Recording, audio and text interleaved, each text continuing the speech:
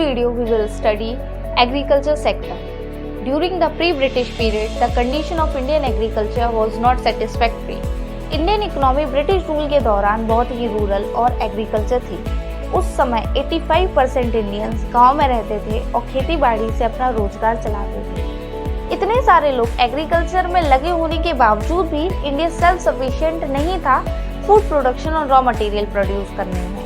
And here's the question arises, ऐसा क्यों था? Main reasons for stagnation in agriculture sectors are first, land settlement system. The most important reason for stagnation in agriculture sector was the introduction of zamindari system by colonial government.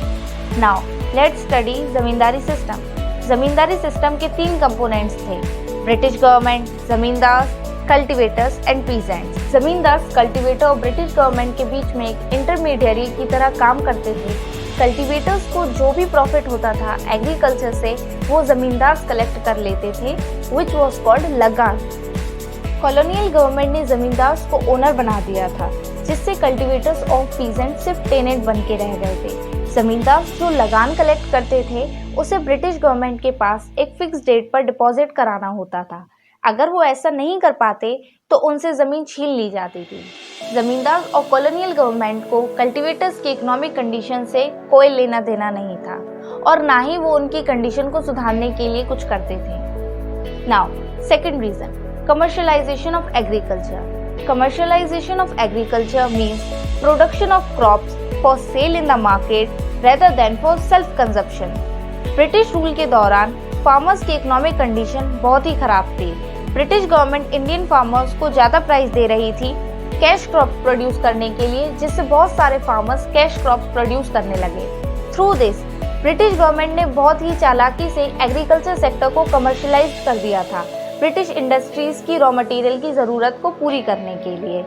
As a result low production of food crops, India को बहुत बार भुखमरी का सामना भी करना पड़ा.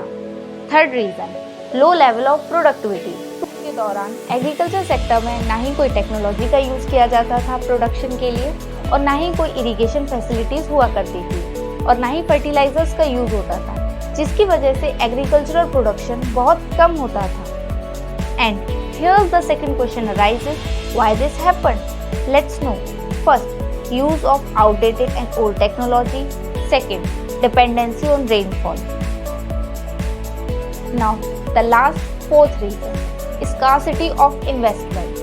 India's agriculture was facing scarcity of investment in terracing, flood control and drainage. Thank you for watching the video. Do like, share and subscribe.